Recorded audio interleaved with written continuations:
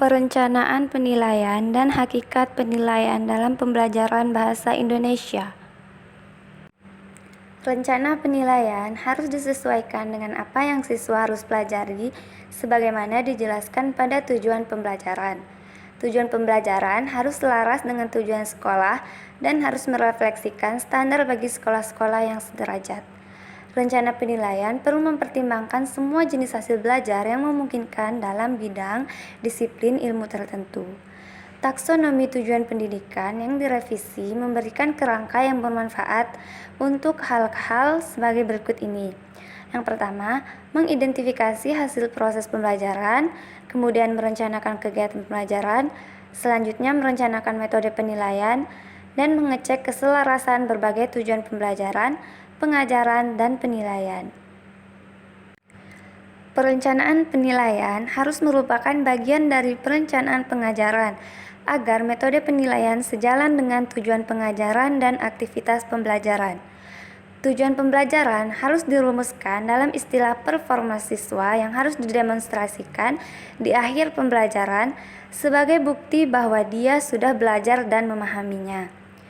Penilaian di kelas bisa digunakan untuk mengukur semua jenis hasil belajar dari yang paling sederhana sampai dengan yang paling rumit. Performa yang diukur harus sesuai dengan performa yang dirumuskan pada tujuan pembelajaran. Penilaian performa berkaitan dengan keterampilan yang bisa dilihat, misalnya berbicara, atau produk, misalnya menulis, biasanya menggunakan checklist, skala penilaian, atau rubrik penilaian. Rubrik penilaian adalah petunjuk penilaian. Selanjutnya, penilaian portofolio memberikan penilaian yang komprehensif tentang prestasi siswa serta memberikan kesempatan bagi siswa untuk merefleksikan apa yang sudah mereka pelajari.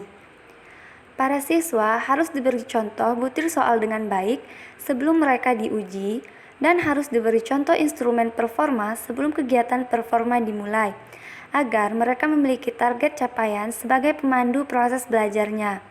Instrumen performa juga sangat bermanfaat bagi siswa untuk mengembangkan keterampilan menilai capaian mereka secara mandiri.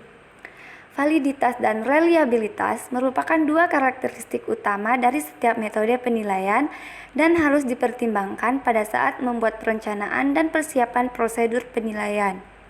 Interpretasi hasil penilaian yang valid dan reliabel memerlukan hasil akhir proses pembelajaran yang dirumuskan dengan jelas, contoh tugas pembelajaran yang representatif, sistem penilaian yang bagus, serta terbebas dari faktor-faktor yang tidak relevan yang bisa menimbulkan kesalahan.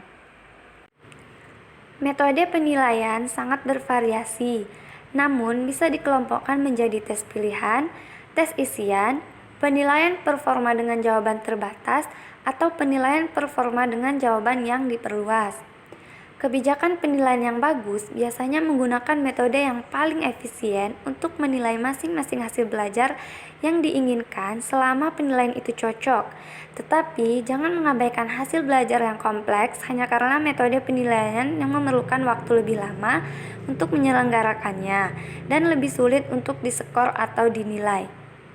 Nah, penilaian efektif ini memerlukan hal-hal yang pertama yaitu konsep yang jelas tentang hasil belajar yang diharapkan, kemudian berbagai prosedur penilaian yang sesuai dengan pembelajaran, sampel tugas yang cukup, prosedur yang adil untuk setiap orang, kriteria untuk menilai keberhasilan, kemudian umpan balik yang tepat waktu dan rinci terhadap siswa, dan sistem pengambilan nilai akhir dan sistem pelaporan yang sesuai dengan program penilaian.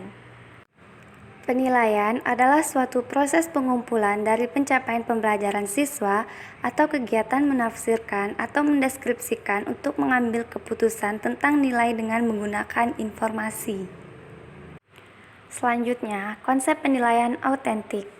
Penilaian autentik adalah bentuk penilaian saat para siswa diminta untuk melakukan tugas-tugas nyata yang menunjukkan atau menggambarkan penerapan pengetahuan dan keterampilan penting yang bermakna.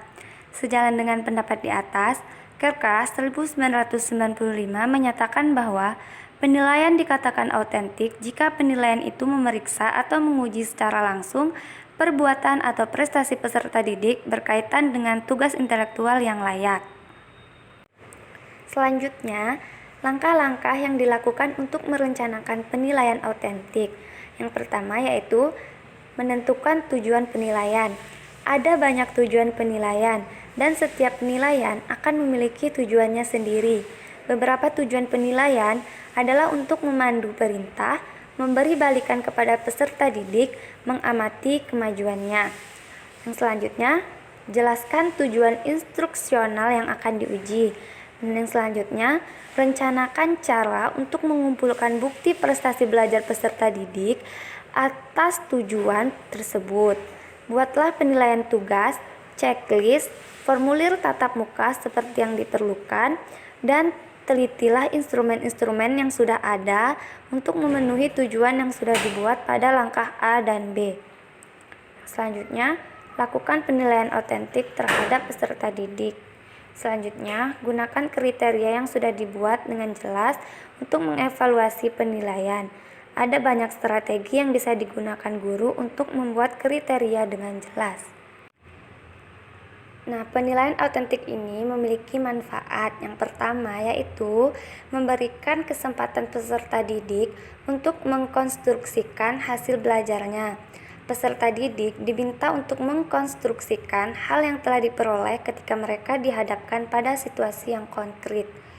Kemudian, memungkinkan terintegrasikannya kegiatan pengajaran, belajar, dan penilaian menjadi satu paket kegiatan yang terpadu sehingga saat peserta didik dihadapkan pada satu topik, peserta didik juga diminta untuk berunjuk kerja mempraktikkannya dalam sebuah situasi konkret yang sengaja diciptakan.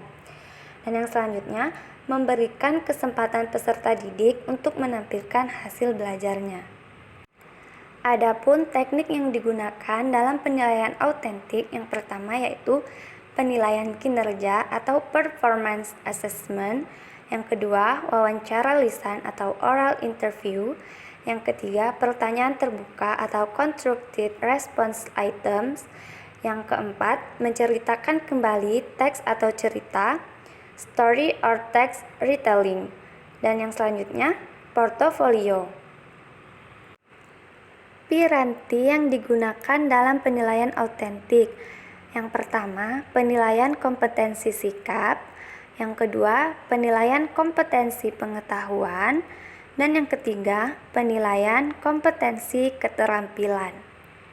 Yang selanjutnya, rubrik penilaian.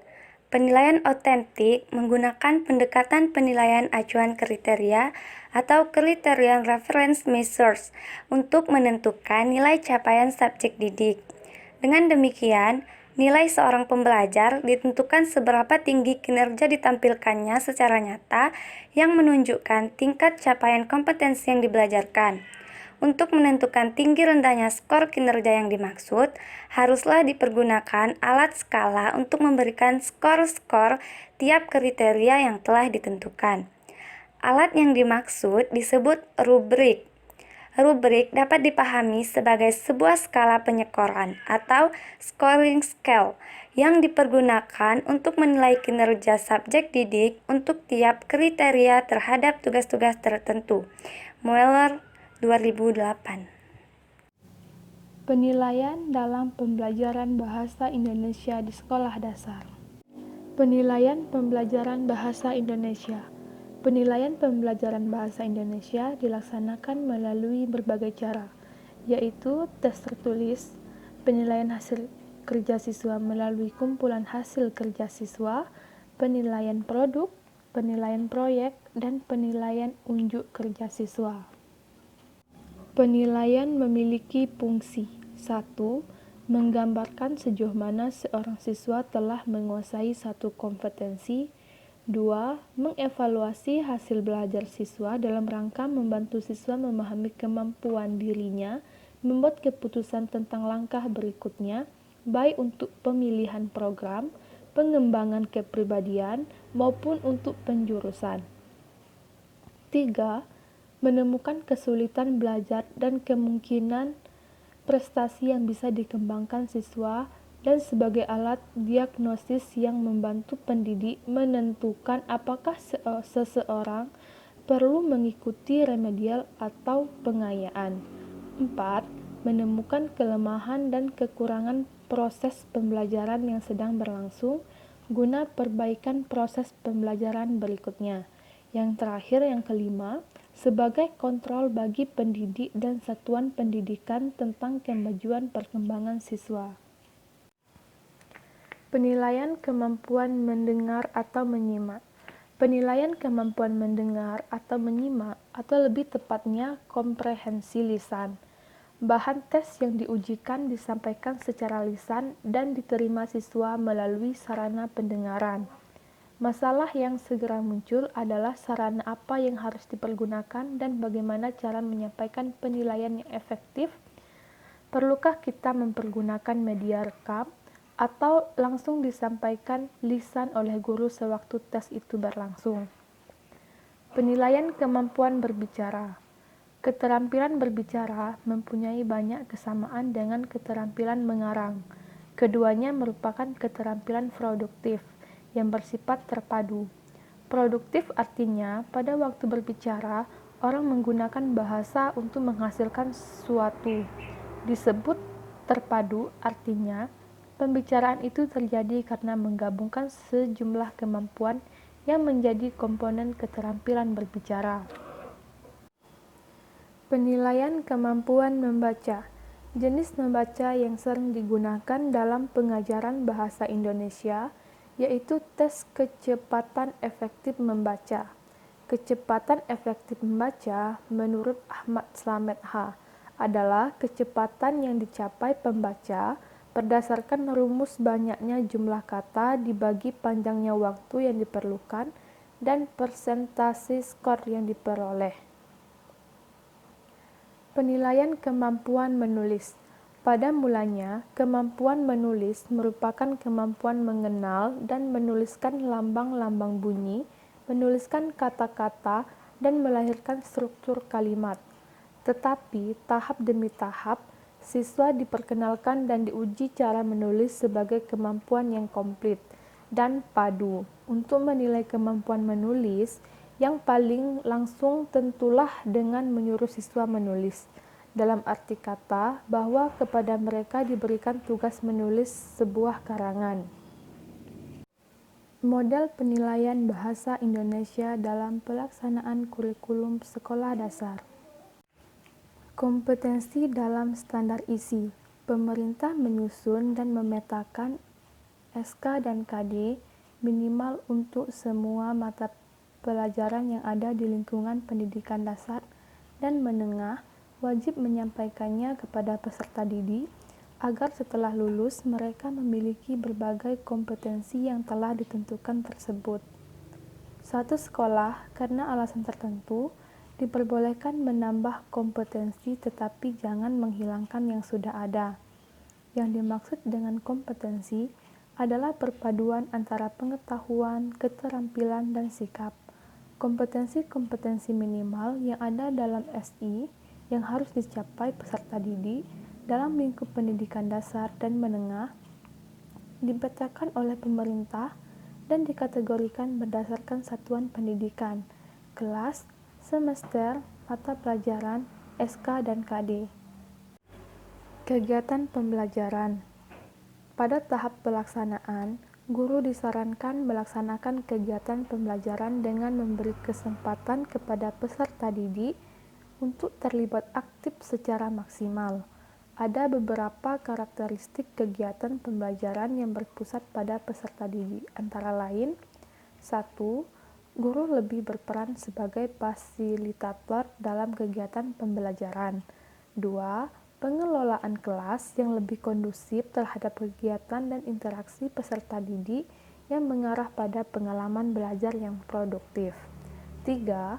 Peserta didik aktif pada kegiatan yang berkaitan dengan pembelajaran daripada hanya duduk manis dan pasif selama kegiatan berlangsung di dalam kelas. Ilustrasi proyek cara belajar siswa aktif. Hasil penelitian tentang CBSA menunjukkan adanya keterlibatan peserta didik yang cukup tinggi dalam proses pembelajaran. Pelaksanaan CBSA di SD yang menjadi objek penelitian dapat dikatakan baik karena adanya keterlibatan peserta didik yang tinggi untuk aktif dan kreatif selama pembelajaran berlangsung. Kekhasan dari CBSA ini cukup baik dalam mengembangkan gagasan dan kreativitas peserta didik. Proses penilaian. Kuatnya pengaruh sistem penilaian perlu dijadikan bahan pertimbangan di dalam mendukung pelaksanaan SI dan KTSP. Guru perlu menggunakan berbagai teknik penilaian yang sesuai. Pada tahap persiapan, pelaksanaan harus mempersiapkan berbagai instrumen penilaian. Pada tahap pelaksanaan, untuk memberi nilai suatu aspek kinerja peserta didik, guna menilai keterampilan berbicara dan kebiasaan mereka baik dalam maupun di luar lingkungan sekolah. Menilai aspek kerjasama dengan teman, ketelitian, perencanaan, pelaksanaan, dan penyajian hasil. Kesiapan sekolah. Para penentu kebijakan baik di pusat maupun di daerah dalam mendukung pelaksanaan SI dan KTSP harus menjadikan tantangan untuk lebih proaktif dalam membantu unsur terkait di daerah dalam melaksanakan sistem penilaian sesuai dengan aturan yang berlaku, yang tertuang di dalam lampiran Permendiknas Nomor 20 Tahun 2007. Keanekaragaman format raport sekolah. Model pertama, penampilannya sangat sederhana, hanya meliputi satu angka untuk satu mata pelajaran, serta nilai rata-rata kelas.